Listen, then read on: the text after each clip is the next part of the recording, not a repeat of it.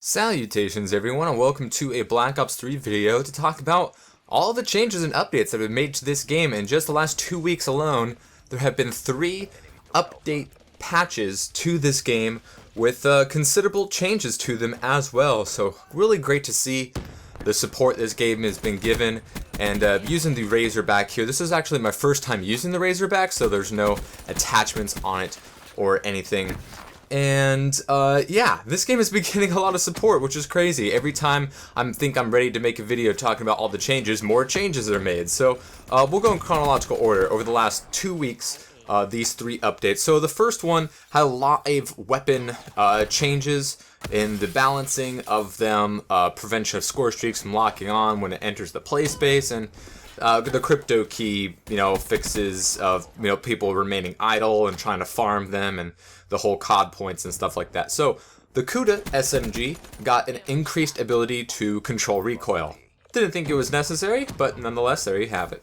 The VMP got time increased when aiming down sights. Also didn't think that was necessary, but a lot of people have been complaining about the VMP, and the hipfire spread was increased. The disparity between SMG hipfires historically in the COD series hasn't been that great, but they are definitely making a lot of changes to hipfire spread with every single update, especially when it comes to the submachine gun. So there you go for the VMP. The Weevil got an increased ability to regain control over your recoil, which is okay. I don't have any problem against that. The Weevil was one of the harder SMGs to maintain a long-range shot because of the recoil. Also, since, it's a high fire rate, lower damage gun, it wasn't going to be able to get as many long-range kills as some of the other SMGs, so this is going to help it be a little bit more competitive in those cases. The Vesper got reduced lethal range. I have seen some complaints about the Vesper, but all in all, we'll just have to see, what this nerf does to the Vesper, what the reduced lethal range is. It's been kind of hard to tell on some of these things. You're going to have, confirmation bias and all that kind of good stuff. The Razorback actually got a buff, which I didn't see coming. The thing was incredibly strong in the beta, and it had changes in the last patch. And here it got buffs. It got increased ability to control recoil and increased lethal range. Now, these changes I did not notice. I went through all these guns and tried to, see if I felt a change between, these. And with the Razorback, the gun didn't seem better. With my experience, it actually seemed kind of worse. I wouldn't have been surprised if they told me that, its lethal range was decreased. But nonetheless, apparently it was increased, but I do not notice a positive change in that gun. But it's still very, very good, as you can see in this game. Moving on to the assault rifles, the KN94 got an increased ability to control recoil. This was quite noticeable. The KN94 had one of the bigger kicks out of the assault rifles, so didn't think it was completely necessary, but it is noticeable in the KN94, or KN44 even better. The XR2 got a movement speed reduction.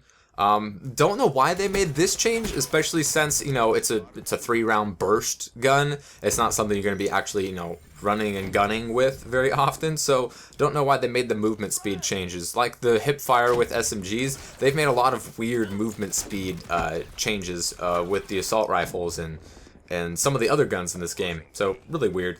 The Havoc 30, or the HVK, got an increased ability to control recoil. This was very noticeable. I think the most noticeable out of all of the assault rifle changes. The Havoc was garbage in the beta, and still at launch it wasn't very good, and since then the Havoc has become a pretty usable weapon. So, it's nice to see these changes being made, making some bad guns a lot better and usable, and making some of the more super strong guns, a little bit more to the level playing field. Now the ICR, the gun that just doesn't work for anybody, got an increased ability to regain control of your recoil, a hipfire spread reduction, and fixed an issue where the reload animation with a certain magazine was equipped. That's not an issue that I ever ran into, but the ICR still doesn't do it for me. It definitely needed a better hipfire because its hipfire was garbage, especially with the fire rate that it had, and it still doesn't seem to be in that sweet spot for me. So maybe we'll see some ICR changes more so in the future.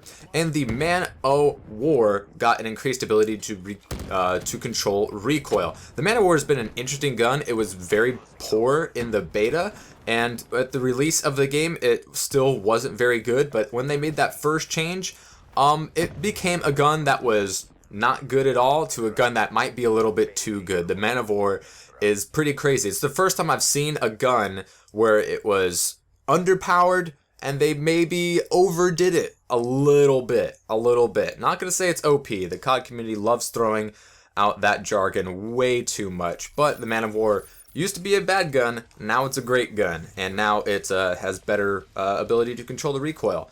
And finally, the M8A7 fire rate was reduced. This is noticeable, but I do believe the M8A7 needed further changes to this. This gun is just way too good with its fire rate and its damage and its range. It's still one-shot kill at long range, even when it's not a headshot. And the fire rate reduction will help this, but I don't know. I've never liked the M8 or guns like it, like the Type 95. Or, the M8 from Black Ops 2, which was only, unbalanced when it was fully auto. But nonetheless, M8A7, at least they're going down the right path. You have to acknowledge and appreciate that. Going on to the shotguns, the KRM-262 was got a removal of the 3-hit kill. It is now guaranteed to kill at 2 hits. This was much needed for this gun to become usable. This gun was okay at best in only close quarter actions, but having to kill with 3 shots really just removes pump actions from being usable. So now the KRM will guarantee kill in 2 hits, sometimes in 1 hit.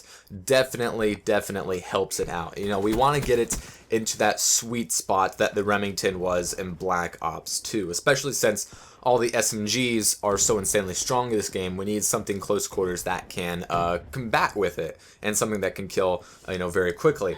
The 205 Brecci got an increased lethal range. This one was slightly noticeable, I felt. So the Brecci a little bit more dangerous, especially with that, not so desirable fire rate. I would like it to be a lot more like the S12 when it comes to its range and fire rate. Hell, I would just go for reskin S12 if I could, but, the Brecci kind of, it's getting better. It's always a good thing. Haymaker 12 increased lethal range. This was also quite noticeable. So the Haymaker is a lot more consistent now. It's a lot more consistent. It's still not going to blow anybody away, but, at certain ranges and in certain cases, the Haymaker, now with more consistency in its range, is going to be a much better gun. The light machine guns only got 2 changes. The Dingo got a movement speed increase, once again, a weird movement speed increase, and an increased ability to control recoil. Didn't think the Dingo needed it. I think the Dingo was in a good spot. I liked the Dingo, and didn't think it needed changes, but, to make it even more competitive with assault rifles SMGs, I'm all for that. And the 48 Dredge got a fire rate reduction. I think a lot of us saw this coming. This was the first time that we're like, oh, an LMG was, one of the guns to use, and now it's now I don't see it like at all.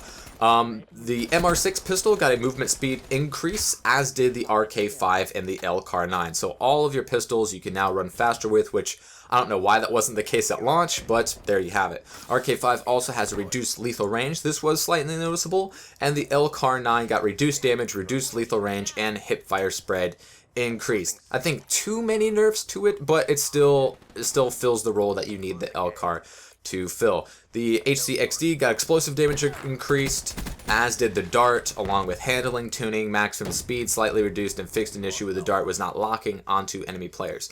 Still a very niche role that Dart fills, and I don't think that that's going to help it very much. The Talon AI control damage was slightly increased. This was definitely necessary since, I always pilot it, and, it doesn't really do well on its own. Mothership got an increased number of missiles to destroy it by 2. Hellstorm got buffed. Rolling Thunder got buffed. Cerberus got buffed. More missile to destroy, more EMP grenades to destroy. And the GI unit got an increase in duration and decreased the time stun by an EMP grenade. UAV and counter UAV got base health buffs, which I didn't think was necessary, and the RAPS deploy shit got buffs as well. Moving on to the next buff, where AI score streaks do not affect team kill penalty. I think this was necessary, especially with Rolling Thunder. If you remember playing in Black Ops 2 or Black Ops 1, if you pulled out a Rolling Thunder or a Napalm or something like that, it could get you instantly kicked, and that was kind of a lame thing to happen. So it's nice that they made that change. I'm definitely all for that. They also fixed a couple of exploits and additional challenge fixes as well. The newest patch to the game got the XR2 and increased ADS aim stability and increased recoil control. I definitely see the ADS aim stability change. The recoil control I don't notice as much. The ICR got an increased ADS aim stability as well. Still not very noticeable in that gun. Doesn't seem so great. Shiva, same buff as well as with all the LMGs and the Locust. None of them seem noticeable, necessary. Those guns were good enough as they were, but maybe down the road we'll be able to see some more changes. The KRM got, once again, a lethal range buff, which, again, it needed. So now the KRM is finally closer to what it should be in a pump-action shotgun. The Argus also got a lethal damage range increase, which some people are pretty mad about, but with the way that that gun fires, it definitely, needs to be able to one-shot, especially since its fire rate isn't very desirable, especially as compared to all the other shotguns. This was nice to see. And all the SMGs got reduced sprint speed. Rejacked got an increased stand-up speed, not necessary to buff Rejack. And the Ripper got a reduced leftover specialist power when dying while active.